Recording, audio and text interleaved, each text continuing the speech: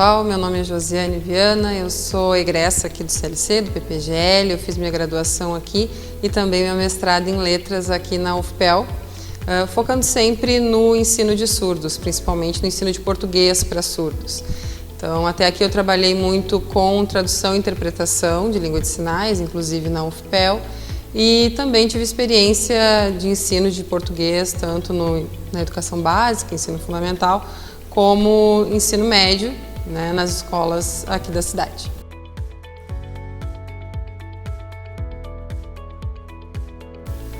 Assim que eu terminei a graduação, eu procurei programas e universidades que trabalhassem com a educação de surdos.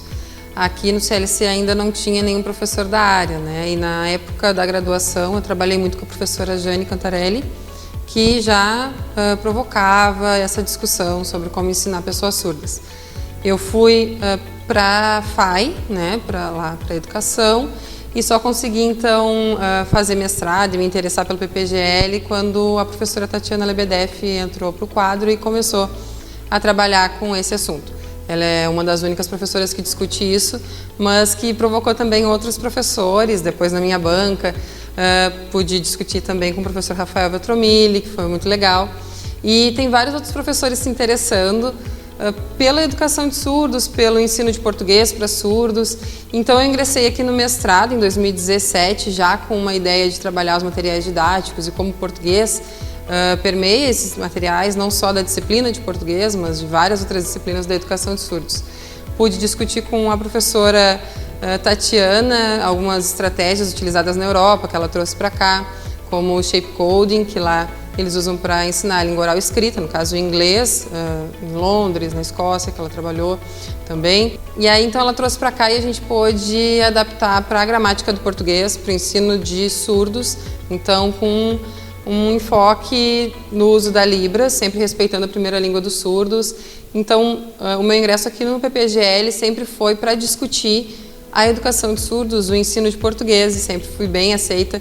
E o papel do PPGL para mim e para a universidade é muito importante, porque discute não só a sala de aula, mas várias outras repercussões e influências, tudo que a gente faz no dia a dia, que a gente fala, que a gente escreve, que a gente ensina.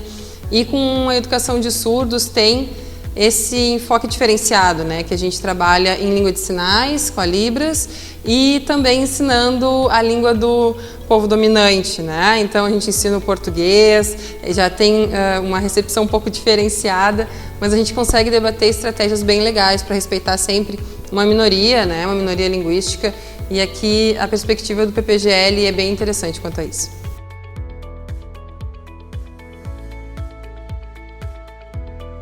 Como eu disse, até agora eu pesquiso sobre o ensino de português para surdos, e isso é muito importante porque ainda tem uma dicotomia na sociedade, o que é mais importante, a língua de sinais ou o português. E nas minhas pesquisas eu sempre trago essa parceria, né? Esse trabalho junto do português e da língua de sinais. O quanto é importante para a própria comunidade surda se desenvolver nas duas línguas, tanto na sua primeira língua, né, a língua de sinais, como ele percebe o mundo, que é visualmente, e também na língua portuguesa escrita, né? Então a leitura e a escrita da pessoa surda hoje na sociedade ainda é uma das barreiras para mercado de trabalho, para a evolução acadêmica, para todas essas situações. Eu acredito que a minha pesquisa e os assuntos que eu venho discutindo em várias disciplinas que eu me matriculo como aluna especial, em regime especial, para me preparar para o doutorado, traz essa perspectiva diferente, assim, porque a gente fala muito de uma segunda língua sendo o inglês, o espanhol, essas línguas orais.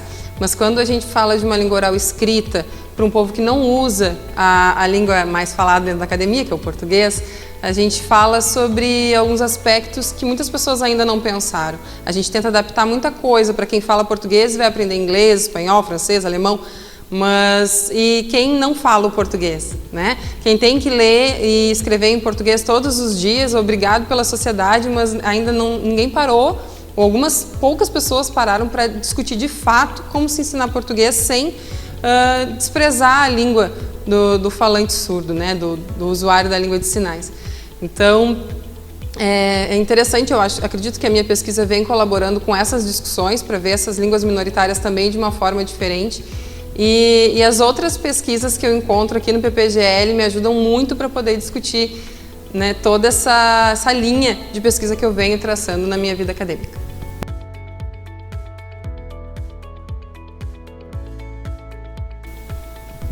Então, eu tenho mestrado aqui no PPGL, né? Eu concluí o mestrado aqui e aprendi muito, porque as disciplinas são em conjunto, né? Todas as pessoas estão fazendo a pós-graduação, então quem está fazendo mestrado, doutorado.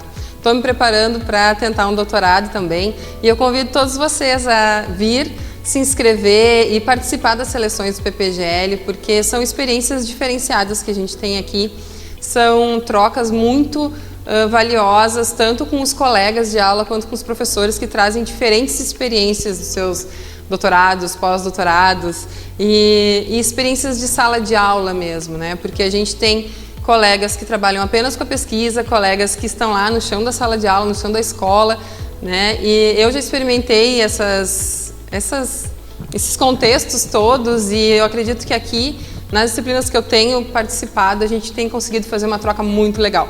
Eu incentivo todo mundo a se inscrever, a vir tentar o mestrado, o doutorado aqui. Temos vários professores, várias áreas e é muito interessante.